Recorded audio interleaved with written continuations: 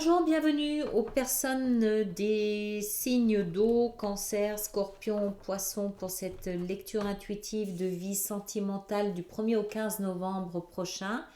J'espère que vous allez bien. Alors, nous avons la 3 d'épée. Pardon. La 3 d'épée, nous avons le pendu, la seule arcane majeure. Et nous avons la 7 de denier. Voilà. Alors, ce que je perçois ici d'une manière très globale et générale pour les personnes des signes d'eau, c'est un cœur en miettes. Alors, un cœur en miettes, attention, à nuancer. Ça ne veut pas dire qu'il y a eu une déception amoureuse, d'accord? Même s'il s'agit d'une lecture de vie sentimentale. Ça peut aussi vouloir dire déception. Ça peut vouloir dire frustration. Ça peut vouloir dire impatience. C'est une souffrance, d'accord? C'est 3 épées plantées dans le cœur. Mais ces 3 épées peuvent venir aussi d'une accumulation d'échecs, d'une accumulation d'impatience, d'une accumulation de frustration. Ça peut, alors pour les personnes qui sont en couple, ça peut venir du fait que la communication décidément n'arrive pas à passer. Impossible de trouver un terrain de communication compatible aux deux personnes. Les personnes qui sont seules, ça peut être pourquoi est-ce que je n'arrive pas à rencontrer la bonne personne? Pourquoi est-ce que je suis toujours seule? Voilà, ça peut être ça. Ça peut aussi être, voilà, je me suis séparée de quelqu'un, je l'aimais, donc j'ai le cœur en miettes. Hein. Mais donc chacun le vivra évidemment différemment et le placera en fonction de ce qu'il vit, mais ça n'est pas nécessairement automatiquement une rupture amoureuse. Ça peut être une autre forme de souffrance. Il y a différentes façons de souffrir. Le pendu, nous explique que, en fait, et ça peut être lié, la souffrance peut venir du pendu, en fait, où en fait, ce bonhomme, il est suspendu par les pieds, été comme hiver, il ne peut pas avancer, il ne peut pas reculer, il ne peut pas se retourner, il ne peut rien faire. Il est obligé d'attendre. Donc l'impatience peut être une forme de souffrance. Il est obligé d'attendre, de comprendre. Il est obligé d'attendre une illumination où il attend quelqu'un, où il attend d'être compris. Il lui manque quelque chose. Il lui manque une information, une compréhension, une pièce, quelque chose, n'importe quoi. Mais il est obligé d'attendre. Il peut rien faire. Rien. Pendant ce temps, la seule chose qu'il peut faire, mais c'est un petit peu le même type d'énergie, c'est une espèce de bilan de la situation. La 7 de denier, c'est généralement l'énergie, voilà, on récolte un petit peu ce qu'on a investi. Donc, où est-ce qu'on en est? Est-ce que c'est le moment de récolter? Est-ce qu'il faut attendre encore un petit peu? Est-ce qu'il faut persévérer? Est-ce qu'il faut changer de direction? Est-ce qu'il faut redoubler d'efforts? Est-ce qu'il faut modifier quelque chose dans sa perception, dans son attente? C'est un petit peu la même chose. Et la souffrance, encore une fois, elle peut être liée au fait d'attendre. C'est difficile d'attendre pour ceux qui sont en attente de rencontrer quelqu'un. C'est une vraie souffrance. D'accord? Donc c'est un petit peu... Voilà, ça va prendre différentes formes en fonction des signes. On va regarder ça tout de suite. Mais il y a cette notion de devoir, d'être obligé d'attendre, d'être patient et patient et patient et on se demande jusqu'à quand ça va durer, encore un été, encore une lunaison. Voilà, il y a vraiment cette notion de persévérance et de patience. Alors, on va commencer par les signes du cancer. Bon, voilà. Voilà. Les amoureux, la 2 de coupe et la 5 de bâton. Alors, les amoureux, donc clairement, pour les cancers, je pense que c'est l'attente de l'amour. Mais pas n'importe quel amour, le vrai. Les amoureux, ça peut être l'amour, mais ça peut aussi être le partenaire. Dans le mot partenaire, ça peut signifier la personne qui sera capable de me renvoyer la véritable image de qui je suis. C'est-à-dire que le partenaire, le partenaire d'une manière générale, même les amis, sont des reflets de qui on est, de qui nous sommes. Et c'est dans une lecture sentimentale, c'est quelle est la personne capable de refléter l'amour que je lui envoie? Quelle est la personne à la hauteur, à la dimension de l'amour que j'ai pour cette personne? D'accord? Il y a une notion d'âme sœur, il y a une notion de qui sera capable d'être à la hauteur de cet amour que je reflète, que je renvoie à l'autre.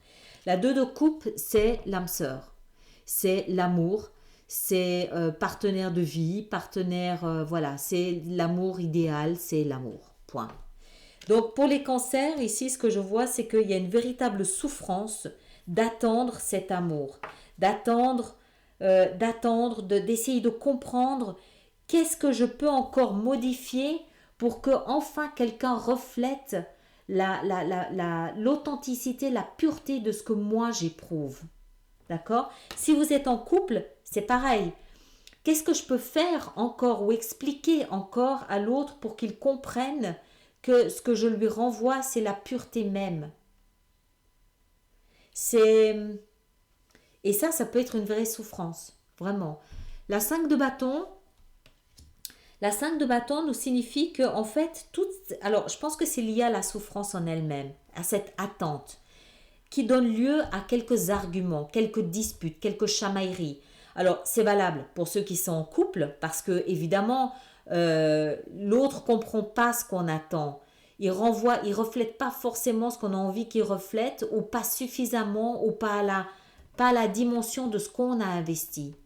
D'accord? Donc ça peut donner lieu à quelques disputes, quelques chamailleries, quelques mises au point, quelques points sur la table, voilà, ce qui va pas forcément dégénérer en conflit ou en séparation, pas du tout, ça peut être juste une mise au point où vous expliquez que vous avez des attentes que vous essayez d'exprimer, vous ne le faites peut-être pas forcément très bien, et que vous êtes en attente de recevoir quelque chose de la part de votre partenaire, et voilà, donc c'est peut-être juste des mises au point.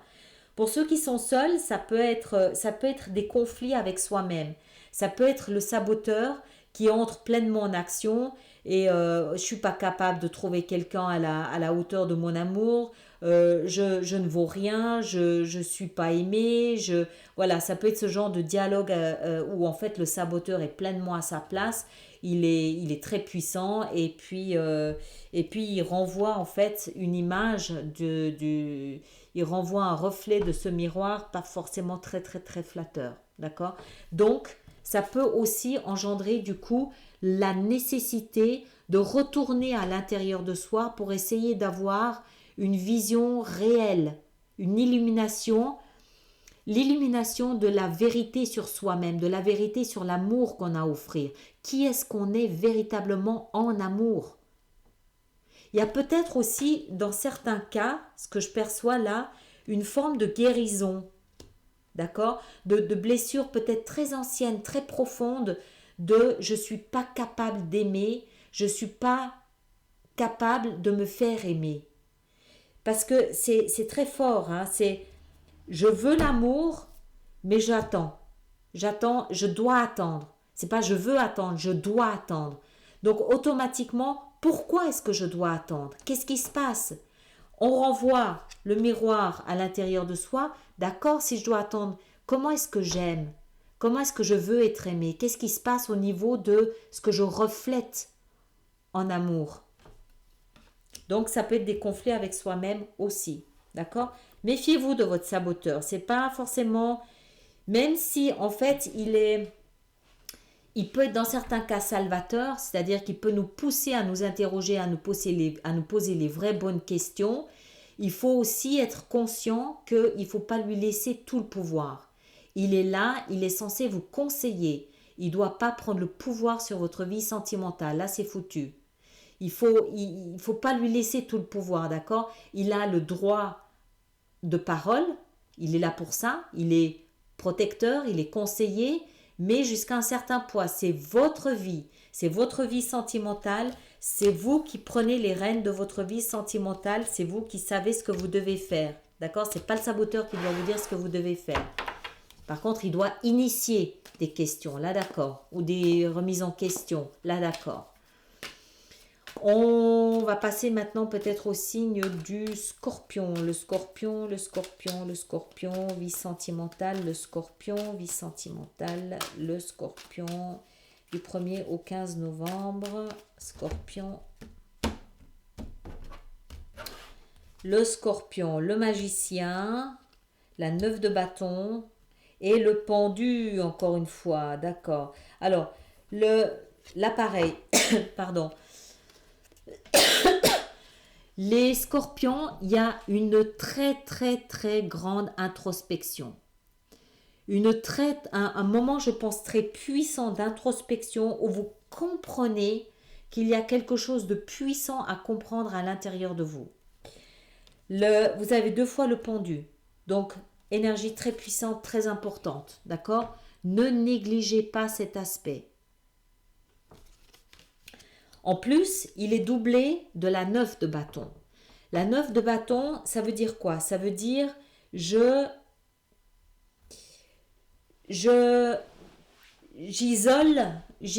mes ressentis. Je garde mes ressentis pour moi.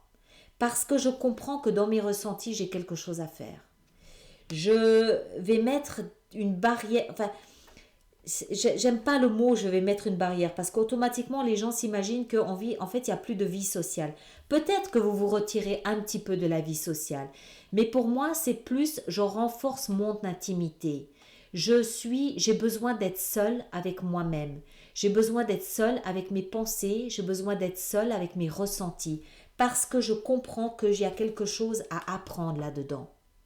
Je comprends que j'ai des outils extrêmement puissants d'intuition, de compréhension, de ressenti et je ressens que c'est le moment de plonger là-dedans. Mais pour plonger là-dedans, il faut que personne ne vienne me perturber. Imaginez quelqu'un qui vienne vous parler là pendant que vous avez la tête à l'envers. D'accord? Ça va aller 5 minutes, mais la 6e, vous allez lui dire, attends, je suis occupée là, puis je sais pas, j'ai pas ma tête à moi, je suis occupée à autre chose. Vous avez besoin de rester à l'intérieur de vous, à l'intérieur de vos ressentis, parce que vous avez un travail de compréhension sur vous-même à faire extrêmement important. Et c'est quelque chose que vous sentez, vous ressentez à l'intérieur de vous. Vous devez vous sentir bizarre, les scorpions, en ce moment, avec une espèce de force, de puissance que vous ressentez de l'univers, où vous êtes très maître de ce que vous faites, vous êtes maître de ce que vous ressentez à l'intérieur de vous, et c'est tellement bon, et je pense que vous sentez cette puissance à l'intérieur de vous, et vous la sentez tellement que en fait, vous n'avez pas forcément envie de partager ça avec quelqu'un. Donc vous fermez un petit peu, égoïstement, pour pouvoir être pleinement, jouir pleinement, vous vautrer dans votre puissance intérieure de ressenti. Vous allez sortir de cette période avec une meilleure compréhension de qui vous êtes en amour, une meilleure compréhension de ce que vous valez, de ce que vous voulez et de la valeur de ce que vous offrez. C'est très fort, très puissant. D'accord? Ça, c'était Scorpion. On va voir maintenant les poissons. Le signe du poisson. Le signe du poisson. Poisson, poisson, poisson. Poisson, poisson, poisson. Poisson. Alors, poisson, vie sentimentale pour le signe du poisson du 1er au 15 novembre. Le poisson, la 9 de bâton, le roi de bâton et le diable. D'accord. Alors, pour les personnes du signe du poisson, je pense que en fait pour vous, vous avez peut-être à dealer avec une personne d'un signe de feu, Bélier, Lion ou Sagittaire, ou une personne qui a les caractéristiques d'un signe de feu, c'est-à-dire quelqu'un de rayonnant, de flamboyant, quelqu'un qui a du succès et qui le montre. Ça peut être aussi quelqu'un de créatif. Mais cette personne avait peut-être un ascendant sur vous. D'accord? Cette personne avait un certain pouvoir sur vous, pouvoir dont vous devez vous protéger. Et je pense que ce que cette attente ici signifie pour vous, c'est que vous êtes dans une phase où vous êtes en train de vous libérer de l'emprise de cette personne sur vous. Pour ça, vous isolez vos ressentis, vous isolez ce que vous ressentez, vous anesthésiez ce que vous ressentez. C'est littéralement ça, vous anesthésiez ce que vous ressentiez pour cette personne pour vous en libérer. Vous prenez de la distance, vous vous détachez. Et vous êtes dans cette phase d'attente que cette relation s'anesthésie pour pouvoir partir sans que ça vous fasse mal.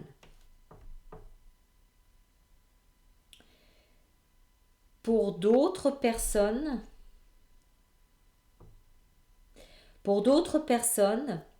il n'y a pas de signe de feu à proprement parler, c'est-à-dire qu'il n'y a pas forcément un lien dont vous voulez vous détacher, mais c'est davantage vous qui avez besoin, en vous isolant du reste du monde. Alors, quand je dis en vous isolant, ça ne veut pas dire que vous allez vivre reclus comme l'énergie de l'ermite. Mais ça veut juste dire que ce que vous ressentez, vous n'allez pas forcément le divulguer, le partager à l'extérieur. Ce que vous ressentez, ce que vous vivez à l'intérieur de vous, vous le gardez à l'intérieur de vous.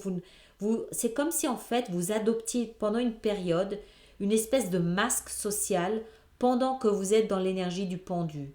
D'accord? Une espèce de masque d'indifférence, de politesse, de courtoisie qu'on voit à l'extérieur, alors qu'à l'intérieur, il y a tout un processus de réflexion qui se fait. Mais vous devez, pour pouvoir faire ce processus de réflexion tranquillement, vous isoler, vous protéger, pas qu'on vienne vous perturber. Et en fait, vous êtes en train d'endosser cette énergie de feu vous-même. C'est comme si vous deviez récupérer le feu de la vie, cette fougue de vie, cette volonté de vivre dans la vie sentimentale, dans la relation à l'autre, en vous détachant d'une image de vous-même qui était fausse. Je parlais tout à l'heure du miroir, en parlant de l'énergie des amoureux. C'est un peu la même chose. C'est comme si quand vous vous regardiez dans le miroir, vous voyez quelqu'un de différent que ce que les autres voient en vous. D'accord? Et c'est ce processus de réadapter réellement qui vous êtes que vous êtes en train de faire avec l'énergie du pendu. Donc il peut y avoir les deux versants. Chacun le placera en fonction de ce qu'il vit. Soit vous avez une personne d'un signe de feu qui a l'ascendant sur vous et dont vous vous détachez. Mais je pense que pour d'autres, ça va être plus retrouver réellement, concrètement qui vous êtes dans la relation amoureuse, dans la relation à l'autre, en vous voyant vraiment qui vous êtes, comme vous êtes vous-même. Parce que le diable, ça peut être une soumission à quelqu'un, une perte de liberté face à quelqu'un, mais ça peut aussi être une perte de liberté face à soi. Ça peut être le saboteur, d'accord? Donc, voilà, ça dépend, vous le placez en fonction de ce que vous vivez, hein, d'accord? Mais ça peut être ça peut être je récupère mon flamboyant, je récupère ma crête de coq flamboyant et magnifique avec son beau plumage en me défaisant de l'image que j'ai de moi dans la relation à l'autre, dans ce que je peux offrir et dans ce que je demande à l'autre. Et pour ça, vous êtes obligé d'afficher ce masque de courtoisie pour pouvoir rester tranquillement dans votre énergie du pendu pour faire le travail que vous avez à faire. D'accord? Comme d'habitude, laissez-moi vos commentaires et puis on se retrouve très bientôt. Merci.